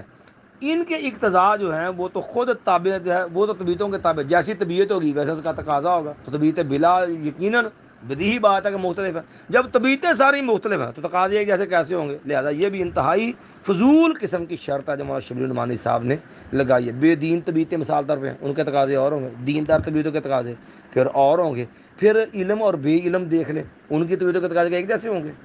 اس طرح بادشاہ اور غریب، کیا ان کی طبیعتوں کا تقاضا ایک جیسا ہوگا؟ کیا اسی طرح تاجر مزدور جو ہے ان کی طبیعت، پھر مالک اور غلام، ہر ایک کی طبیعت مختلف ہے، تقاضے مختلف۔ تو جب ایسی چیزوں کو آپ معیار قرار دے کے حدیث کا انکار کریں گے تو اس سے بڑا ظلم کیا ہوگا؟ پھر کہتے ہیں زمانہ، ہم نے کہا نا زمانہ کون سا؟ وہ واقعے کے رونما ہونے کا والا زمانہ یا جو پرکھنے والے کا زمانہ؟ ٹھیک ہے جی، تو خیر القرون کے جو واقعات ہیں ان کے تو جو اللہ نے خصوصیتیں خیر القرون کے کو عطا کی تھی، کیا وہ ہمارے زمانے کو حاصل ہیں؟ یقینی بات ہے ایسی نہیں ہے۔ تو جب یہ خصوصیتیں مختلف ہیں تو پھر جو اس کو معیار کیسے آپ قرار دیں گے؟ پھر منصوب لے کے حالات کا جائزہ، یہ شرط دیکھ لیں کہ یہ کیسے جو واقعہ اس میں مفید ہوگا جی۔ پھر عقلی قرائن کے ساتھ جو ہے وہ جو ہے صاحب مزید عقلی قرائن، تو الغرض یہ جتنی بھی شرطیں ہیں نا یہ ساری کی ساری فضول قسم کی صرف انکار حدیث کے لیے جو ہے وہ شرطیں جو ہیں وہ رکھی گئی ہیں، ان کا کوئی دور کا بھی تعلق نہیں ہے۔ ٹھیک ہے، تو اگر یہ عقلی قرائن اگر اس پر بحث کریں تو بات ذرا لمبی ہو جائے گی، حالانکہ یہ بھی بالکل فضول قسم کی عقلی قرائن بھی۔ یہ عقلی قرائن ہوتا کیا ہے؟ بھی کتاب و سنت اصل ہے تو پھر ان کو معیار ہونا چاہیے، عقل بھی وہی درست ہوگی نا جو اس قرآن و سنت والے پیمانے میں ناپی جائے گی۔ اب آپ دیکھیں نا سر سید نے نیچر اور عقل کو اتنی اہمیت دی کہ قرآن مجید کو بھی اسی سے ناپنا شروع کر دیا، انبیاء کے معجزات کو بھی انہی کی حتیٰ کہ اس کا نقصان کیا ہوا کہ قرآن مجید کے معجزات بھی سر سید کی عقل میں نہیں آئے، احادیث بھی ان کے فہم سے بالا تھی، ان کو بھی ان کو قتل عام کر دیا۔ تو اس لیے یہ جو عقلی قرائن ہے جب تک ان پر پابندی نہ لگائی جائے تو اس کے اوپر کو حدود و قیود نہ ہو تو یار اس فتنے سے کوئی نہیں بچ سکے گا۔ تو پھر نتیجہ کیا نکلا؟ اس کا بڑا نقصان یہ ہوگا، پھر اصل معیار جو ہے وہ قرآن و سنت نہیں رہے گا، پھر اصل معیار جو ہے یہ عقل جو ہے وہ عقلی قرائن جو ہیں اور یہ عقل پرستی جو ہے یہ اصل معیار بن جائے گی۔ تو اسی جب یہ معاملہ ایسا ہوگا تو پھر یہ ایسے ہی ہے جیسے گھوڑے کے آگے جو ہے وہ تانگا آپ جوت دیں گے، تو جن کی کو جو ہے معاملات ہی ایسے الٹ ہوں گے تو وہاں پر پھر آپ یہ کیا کریں گے؟ مولانا شبلی نعمانی میں اب ایک اور پہلو بھی ہے۔ سوال یہ پیدا، مولانا شبلی نعمانی جو لوگ پڑھے لکھے انسان تھے نسبتاً باقی سے تاریخی مطالعہ بھی بہتر تھا، تو شبلی نعمانی میں یہ درایت والا ظلم کہاں سے آ گیا؟ اس کے نتیجے میں ان علم حدیث پہ اس قدر ہاتھ کیوں صاف کیے فقہ حنفی کے دفاع کے اندر؟ اصل بات یہ تھی کہ یہ مولانا شبلی نعمانی صاحب جو تھے نا یہ بھی حقیقت میں سر سید خان سے متاثر تھے، اور مولانا نے جو سر سید سے اثر لیا تھا نا انہوں نے فرق یہ کیا کہ انہوں نے اس کو جو علمی رنگ میں پیش کیا۔ ٹھیک ہے، تو اس کے نتیجے کے اندر بس معاملہ جو تھا وہ پھر ایک وقت آیا کہ مولانا شبلی نعمانی بھی جو ہے یہ کام کرنے کے بعد علی گڑھ سے بھی یہ پھر نکل آئے، کیونکہ مولانا سر سید ایک عرصہ جو ہے وہ جو ہے مولانا شبلی نعمانی سر سید کے علی گڑھ کے اندر رہے تھے۔ بعد میں پھر مولانا جو ہے وہاں سے کو خیر بات کہہ کے انہوں نے اپنا رخ بدل دیا، انہوں نے پھر اپنا موضوع جو ہے وہ فری جو ہے فروعی فقیہیات کی بجائے علم اور تاریخ کو اپنا لیا اور پھر دوبارہ سے رخ نہیں کیا، لیکن جتنے رہا انہوں نے جو ہے اس معاملے کے اندر یہ درایت کی آڑ میں انکار والا ظلم کیا ہے۔ لیکن اس کے آپ دیکھیں کہ مولانا شبلی صاحب نے جو درایت کی شرط اپنائی نا اس کا نقصان کیا ہوا؟ ان کے اس نظریے کا نقصان یہ ہوا کہ علماء حدیث جو تھے ان کی اہمیت جو ہے وہ عام عوام میں گرنا شروع ہو گئی، یعنی گویا کہ ان کی تنقیص کا پہلو جو ہے وہ نکلنا شروع ہوا، حالانکہ وہ بنتا نہیں تھا۔ تو ان کے نظریے سے نقصان یہ ہوا کہ علماء حدیث کی تنقیص کا پہلو پیدا ہوا، اسی لیے اہل حدیثوں نے پھر اس کے رد میں مولانا کے رد میں کئی ایک کتابیں لکھی جس میں درایت کے اس مفہوم کا علمی محاسبہ کیا گیا اور مولانا شبلی پر بڑی کڑی تنقید کی گئی، اور پھر مولانا شبلی کے رد میں جو ہے کتابیں پھر باقاعدہ اہل علم نے لکھی، جیسے حسن البیان ہے، حسن البیان فی ما فی سیرت نعمان ہے، اس طرح ارشاد فی امر تقلید والاتحاد ہے، یہ موجم ابو یحییٰ شاہ جہاں پوری جو ہے وہ رحمہ اللہ کی کتاب ہے۔ تو تو بہرحال یہاں تک ہماری گفتگو کا خلاصہ یہ ہے کہ ان لوگوں نے عقل کو قرآن و حدیث پر حکم بنایا ہے، اور مولانا شبلی صاحب نے سر سید سے متاثر ہو کر کے صرف جو ہے وہ درائد جو ہے اسی سر سید کی عقل اور نیچر اور فطرت جو تھی اس کو جو ہے انہوں نے جو ہے وہ صرف ایک معروف لفظ کا جو ہے اس کے اندر تبدیل کر کے معاملہ کیا، اور اس کے نتیجے کے اندر ان کی سے جو ہے وہ ظالمانہ کاوشوں کے نتیجے کے اندر علماء جو ہے حدیث جو تھے محدثین ان کا استخفاف جو ہے اور ان کی تنقیص کا پہلو پیدا ہوا ہے، اور یہی کسوٹی اور معیار انکار حدیث کا جس پہ شبلی صاحب چلے جو سر سید نے بنایا، بڑی معذرت سے یہی انداز مرزا قادیانی نے جو ہے وہ اپنایا ہے حدیث کے انکار کا، جس کا رد مولانا محمد حسن بٹالوی رحمۃ اللہ علیہ نے کیا ہے۔ لیکن اس سارے عقل اور فقہ راوی کی شرط اور درایت ان بنیادوں پر انکار حدیث کا جو ہے رد جو ہے اس کا نقصان کیا ہوتا ہے کہ یہ جو تحریکوں کے لیڈر تھے نا، ان کا جو آپ کبھی پرکھ کے دیکھ لیں، یہ جب ماس آئے ایک آدھ کے کسی کا بھی کوئی علمی کریکٹر نہیں ہے، نہ ان میں اخلاص ہے، اور یہ سر قسم کے جو ماس آئے چند ایک کے اکثر بے دین ہیں، لیکن ان کی تحریکیں بھی مٹ گئیں، ان کے نام بھی مٹ گئے، لیکن نقصان یہ ہوا کہ یورپ زیادہ طبقہ جو ہے نا وہ اس کا انکار کرتا ہے، پھر ان کی ان کاوشوں کی وجہ سے وہ اس فن کو مشکوک سمجھتا ہے، اور وہ اہل قرآن تاکہ وہ جو ہے اپنے آپ کو اہل قرآن کہلانا پسند تو کرتا ہے، لیکن نماز اور حج زکوٰۃ اس کے قریب بھی جو ہے وہ آنے کے لیے تیار نہیں ہے، اور آڑ کیا دیتا ہے؟ اسی درایت کی، اسی جو فقہ راوی کی، اسی جو وہ نیچریت کی، اسی جو قانون فطرت کی آڑ جو وہ لیتا ہے۔ لیکن اب اس کے اندر آخری ہمارے سبق کا جو پہلو ہے وہ ہے کہ یہ جو ہمارا جو ہے یہ فقہ راوی کا معاملہ اور درایت کا معاملہ اپنایا گیا ہے، یہ تو خواہ جو ہے یہ فقاہت نہیں ہے، یہ تو ساری کی ساری حشویت ہے اور ساری کی ساری ظاہریت ہے۔ آپ فقہ حنفی کو آپ پڑھ کے دے لیں، میں صرف 2-3 مثالیں عرض کر کے نا کہ یہ ساری حشویت اور ظاہریت ہے، میں یہ جو ہے بات کو ہم آگے بڑھاتے ہیں۔ یہ ہم نے اس لیے عرض کیا ہے کہ یہ لوگ فقاہت سے کوسوں دور ہیں اور اہل حدیث کے اوپر تان کرتے ہیں کہ جناب جو ہے یہ جو ہے وہ ظاہری ہیں، یہ حشوی ہیں، اور حالانکہ یہ خود 4 صدی ہجری سے پہلے سے انہوں نے اتحاد کا دروازہ جو ہے وہ بند کر لیا۔ ان کے ہاں صرف فقہ و تقلید باقی ہے۔ کیا مطلب؟ یعنی پہلے بزرگوں کی جو مضنون وہ ضنی جی جو کوشش ہے نا وہ ان کے نزدیک نصوص کا درجہ رکھتی ہیں، اور وہی جو ہے وہ حتمی طور پر فقہی طور پر جو ہے وہ قابل فخر چیز ہے، ٹھیک ہے، اور یہی فقہ حنفی میں سالوں سے پڑھائی جا رہی ہیں، ٹھیک ہے، جو انتہائی سطحی ہیں۔ بلکہ آپ فقہ حنفی کے مسائل کو جائزہ لے لیں، ہم کلی کی بات نہیں کرتے، اکثریتی مسائل کی بات کرتے ہیں۔ یہ فقہ حنفی کے اکثریتی مسائل جو ہے نا یہ ظاہریت اور حشویت پر مبنی ہے، اور جن کے جتنے پہلے بزرگ ہیں نا ان کی فقہ کے جو کچھ قواعد بھی آپ دیکھ لیں، ان کی بنیاد بھی یہی ساری جو ہے وہ جزیات ہیں، انہی جزیات کی بنا پر جو ہے وہ قواعد جو ہیں وہ اخذ کیے گئے ہیں۔ اور ہمارے ہاں یہ مقلدین جو خود کو نام نہاد فقیہ کہتے ہیں، آپ اگر ان کی صورتحال دیکھیں نا، یہ جو فقیہ سمجھاتے ہیں یہ بیچارے ان فروعات سے آگے بڑھنے کی جرت نہیں کرتے، ٹھیک ہے جی۔ ان کا اثاثہ سرمایہ کیا ٹوٹل؟ کنز قدوری، ہدایہ، مختصر وقایہ، شرح وقایہ، ساری زندگی یہی جزیات رگڑتے رگڑتے مر جاتے ہیں، ٹھیک ہے۔ اور جس طرح یہ جو ہے جزیات ان کتب فقہ میں لکھی ہوئی ہیں، یہ ان کو من و عن قبول کر لیتے ہیں، ان کی صحت و سقم سے ان کو کوئی بحث نہیں ہوتی، نہ کسی کو حق ہوتا ہے کہ وہ اس کی صحت یا سقم پر کوئی بحث کر سکے، اور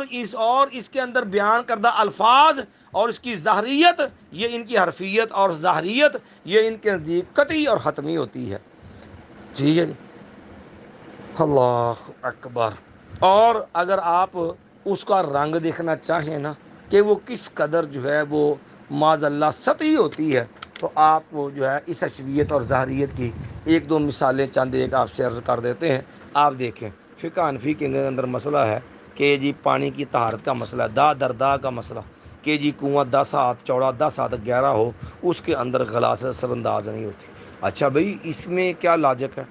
اس کی کوئی فقہی بنیاد اس کے اندر کو عقلی جو ہے وہ جو ہے مضبوط پہلو کیا، تو کہتے دیکھیں جی اصل میں جب پانی کی مقدار میں یہ جو مقدار رکھی گئی ہے نا، اس کو بعد آثار سے لیا گیا۔ وہ آثار کیا کہ جناب جو کنویں ہوتے ہیں نا، ان کو گندے کوڑے اور کرکٹ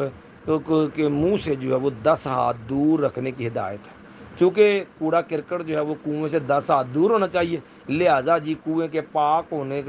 کے لیے اس سے جو ہے گندگی اثر انداز نہیں ہوتی، لہٰذا کنواں 10 ہاتھ چوڑا 10 ہاتھ گہرا ہونا چاہیے، ٹھیک ہے۔ اب کہاں وہ کوڑا، کہاں پانی والی سیال چیز، تو اس کو جب آپ جو ہے وہ جو ہے پانی کی مقدار کا تعین اور پانی کی جیسی سیال چیز کو اس پر قیاس کرنا، اب آپ غور کریں کوڑے میں اور پانی میں کیا مماثلت ہے جی۔ جو دا در دا کے جو ہے وہ مقدار جو ہے وہ 10 ہاتھ کوڑا جو ہے وہ کوڑ دور رکھنے سے جو ہے وہ جو ہے یہ پیمائش لے کر کے پانی کی پاکی کے لیے یہ پیمائش جو ہے وہ معیار قرار دے دی گئی۔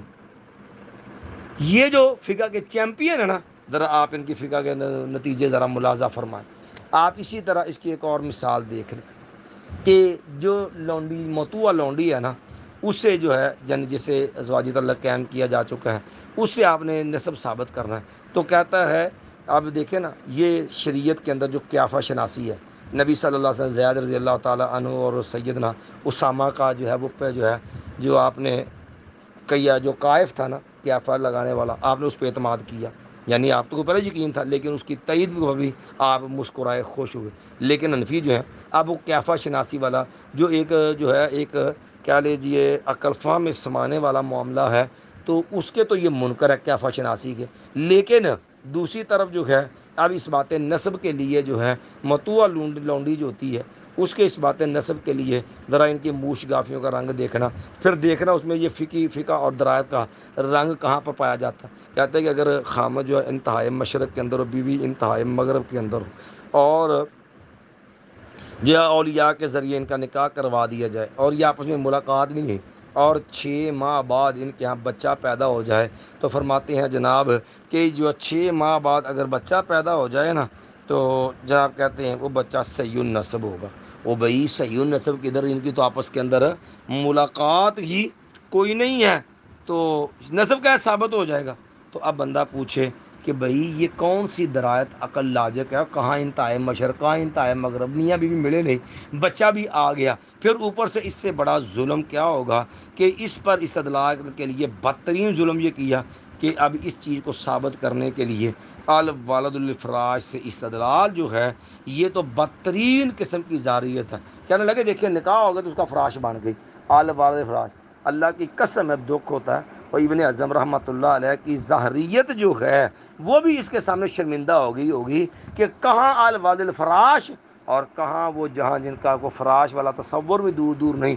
خاوند انتہائی مشرق میں بیوی انتہائی مغرب میں، اور جناب آپس میں کبھی ملے نہیں اور بچے پیدا ہو گئے، تو جناب جو ہے وہ کیا ہے نسب ثابت ہو گیا۔ یہی بات آپ احکام شریعت اٹھائے نا مولانا عمر رضا خاں بریلوی کی، یہی ظلم عمر رضا بریلوی نے حنفی فقہ کی تقلید میں کیا ہوا، جن کو جناب کہتے ہیں جناب مجدد، یہ دو مجدد، یہ ایسے لوگ اگر مجدد ہیں تو نہ جانے پھر اندھے اور نبینے کے نہیں آپ کہیں گے، یہ تو پھر سمجھ سے بالا ہے۔ انہوں نے بھی لکھا مثلا بندہ پوچھا مسئلہ نے کہ ایک عورت تھی وہ اپنے آشنا کے ساتھ بھاگ گئی اور اس نے زیادہ بچوں کو جنم دیا، یہ مفہوم بیان کر رہا ہوں، تو پھر جناب وہ بچے اب کس کے شمار ہوں گے؟ کہنے لگے وہ اثر خامد کے شمار ہوں گے، کیونکہ حدیث الوالد الفراش، وہ بھائی وہ تو آشنا کے ساتھ بھاگ گئی ہے، ساری محنت تو یار کی ہے اور بچے قرار دے رہے ہیں پہلے خامد کے، یہ کون سی درایت اور عقل ہے؟ یہ سراسر ظلم ہے۔ پھر آپ اس سے بڑھ کر کے ایک اور ظلم کی اس کے اندر مثال دیکھ لیں، فقہ حنفی کا معروف معاملہ ہے کہ جناب جو ہے قرآن مجید امی عائشہ رضی اللہ اب ان کے مصحف سے پڑھ کے جو ہے وہ دیکھ کے قرآن پڑھنا جائز نہیں، کہتے یہ عمل کثیر ہے، حالانکہ امی عائشہ رضی اللہ تعالیٰ کا جو غلام تھا نا ذکوان، امی عائشہ کی تھی جب وہ امامت مصحف سے کراتا تھا، لیکن چونکہ عمل اس کو جو ہے اس کے انکار کے لیے بہانہ بنا لی عمل کثیر ہے۔ اچھا وہ تو ہو گیا باطل، لیکن عورت جو ہے بندہ جو ہے وہ نماز پڑھ رہا ہو، عورت سامنے ننگی پڑی ہو اور اس کی نظر جو ہے اس کی شرمگاہ کے اندر تک ہو اور اس کو فل شاوت آئی ہوئی ہو، تو کہتے ہیں جناب نماز میں کوئی خلل واقع نہیں ہوتا، یہ قاضی خان کہتے ہیں۔ اب بندہ پوچھے بھئی یہ اس کے اندر کون سی درایت اور فقاہت ہے کہ بندہ نماز میں کھڑا ہے اور جب اس کو شاوت آئی ہے اور بندہ جو ہے وہ اوپر سے جو ہے وہ اس کی شرمگاہ کو اندر سے دیکھ رہا ہے، اور حتیٰ کہ یہاں تک بھی لکھا ہوا ہے فقہ حنفی کے اندر، اور یہی مثال مولانا عامر رضا خان بریلوی کے فتاوی رضویہ کے اندر بھی آپ کو ملے گی کہ اگر وہ جو ہے متعلقہ رجعیہ ہے تو جناب اس کے ساتھ رجوع کا رجوع بھی ہو جائے گا، جو ہے وہ نظارے کا نظارہ بھی ہو جائے گا، اور نماز کی نماز بھی ہو جائے گی۔ تو اب آپ بتائیں اس میں کون سی درایت اور تفقع ہے جی؟ یہ ظاہریت اور حشویت نہیں، ظلم نہیں ہے تو اور کیا ہے؟ پھر اس سے بڑھ کر کے ایک اور ظالمانہ مثال دیکھ لیجئے، جہاں پر ان کی عقل اور درایت ہر چیز جواب دے جاتی ہے، اور عقل درایت نام کی کوئی چیز کبھی کوئی حنفی غور نہیں کرتا کہ یار ان چیزوں کا جو ہے وہ عقل اور درایت کے ساتھ کوئی دور کا واسطہ نہیں ہے، لیکن اندھے ہو کے سارے قبول کیے جا رہے ہیں، صحیح حدیث سے انکار کر، اور حدیثوں سے باطل انداز کے اندر جو ہے وہ ظالمانہ استدلال کر کے جو ہے وہ اپنے آپ کو طفل تسلی دیے جا رہے ہیں۔ اب اس کی ایک اور مثال دیکھ لیں، ہدایہ وغیرہ کے اندر تمام کتب حدیث میں اندر جو ہے یہ آپ کو مسئلہ مل جائے گا کہ محرمات ابدیہ سے نکاح کرنا، یعنی اب ماں بہن بیٹی خالہ بھتیجی بھانجی اور جو ہے پھوپھی بھی جو ہے ان سے نکاح، جن سے اسلام نکاح حرام رکھا ہے، جیسے کہ سابقہ لکھا ہے ومن تزوج امراۃ لا یحل له نکاح فنکاح جو ہے فواتیہ، کہ اگر بندہ ایسی عورت جس سے نکاح حرام ہے، ماں ہے، خالہ ہے، پھوپھی ہے، بھتیجی ہے، بھانجی ہے، بیٹی ہے، پوتی ہے، نواسی ہے، جن سے نکاح اللہ نے حرام رکھا ہے،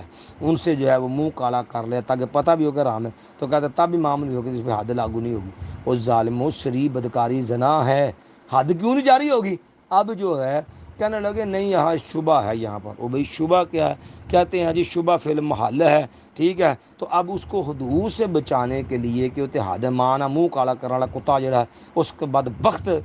ظالم جو ماں سے زنا کرنے والا، بہن سے بیٹی سے زنا کرنے والا حنفی ہے، اس کو حد سے بچانے کے لیے جو ہے وہ دور کی کوڑی کھینچ کے لائے، اور جو حدیث کا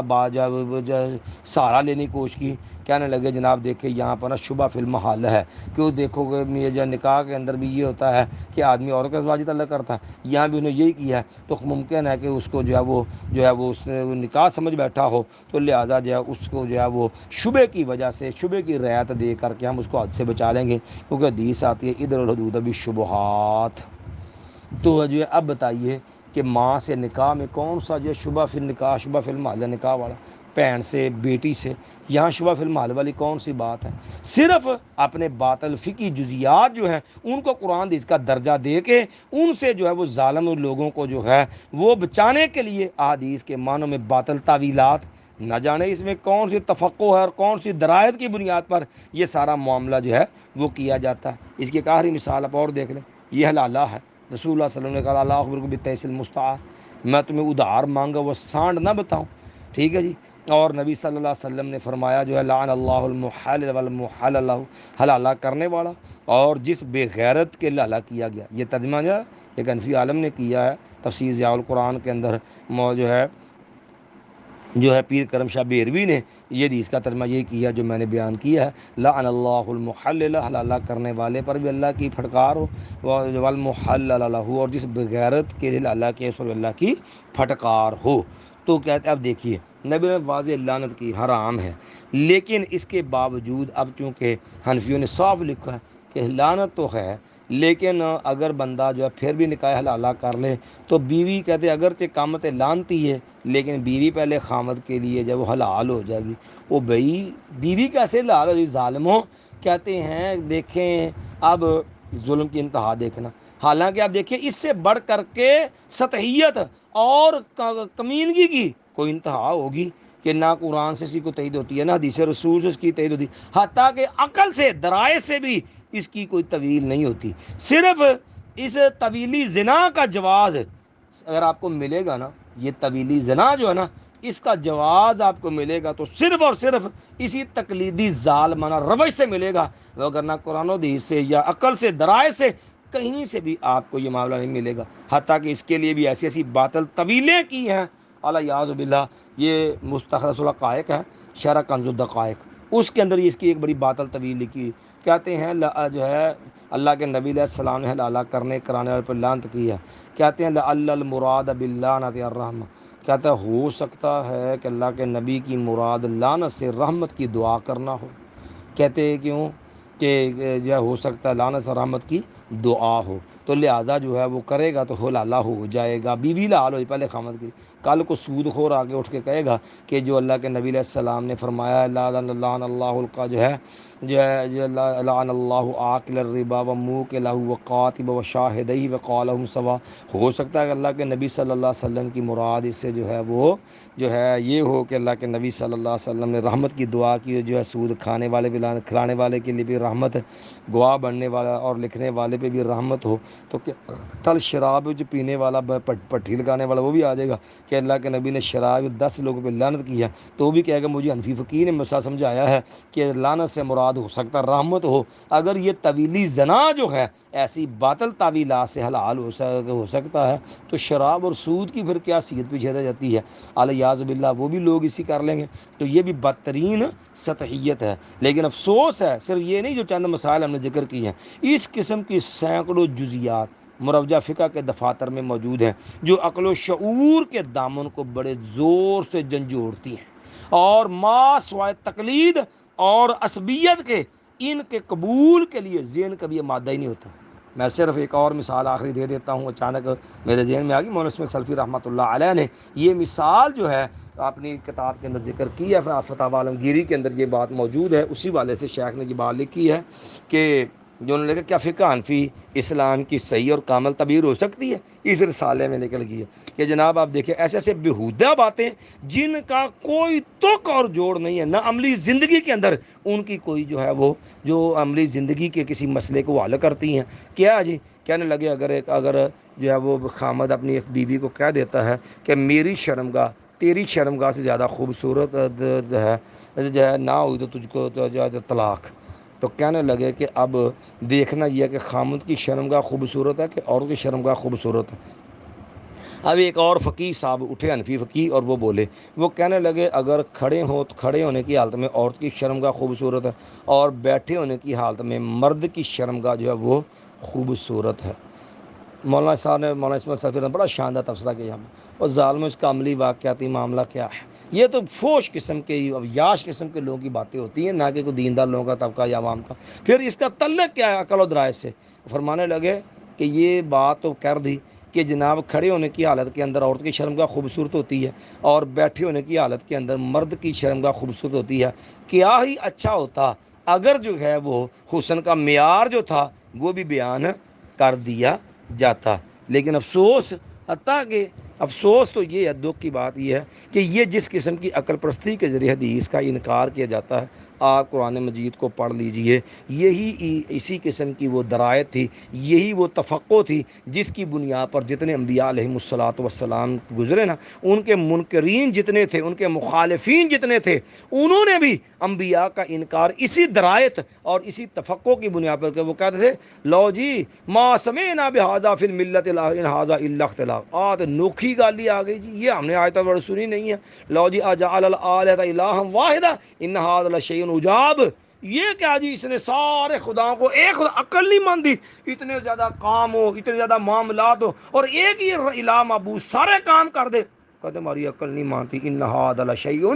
عجاب، یہ کیسے ہو سکتا ہے کہ یہ سارا کام ایک کر دے؟ عقل نہیں مانتی کہ ایک بندہ مر کے مٹی میں جو ہے وہ مر کے مٹی میں ریزہ ریزہ ہو گیا، کیسے ممکن ہے کہ وہ دوبارہ زندہ ہو جائے؟ یہ جس قسم کی موش گافیاں اور درایت کے نام کے اوپر جو ہے عقل پرستی کے معاملے جو ہیں ان کی بنیاد پہ حدیثوں کا انکار ہے، یہ سارا ظالمانہ انداز کافروں کا اور انبیاء کے مخالفین کا بھی یہی انداز تھا۔ اللہ سے دعا ہے اللہ ایسے گمراہ کن معاملات سے سب کو محفوظ فرمائے، اور اللہ کتاب و سنت سے تمسک اور کی اتباع اور صحیح معنی کتاب و سنت کا فہم نصیب کر کے اللہ اس پہ عمل پیرا ہونے کی توفیق عطا فرما دے۔ فما کان خیرا فمن اللہ وما کان فیہ من سقم فہو منی، اللہ تعالیٰ دعا ہے اللہ جو خیر اس میں اندر خیر بلائی ہے وہ تیری رحمت اور تیرا فضل ہے، اگر کہیں پر کوئی کمی کو بھول چول ہوگی ہو، کوئی سبقت لسانی ہوگی ہو تو یقیناً یہ خطا غلطی ہماری طرف سے ہے، اللہ ہمیں معاف فرما دے۔ باقی الحمدللہ ہم نے ایک کوشش کی ہے کہ جو ہے یہ درایت اور یہ معاملات جو ہے اس کی حقیقت جو ہے وہ آپ کو سمجھائی جائے۔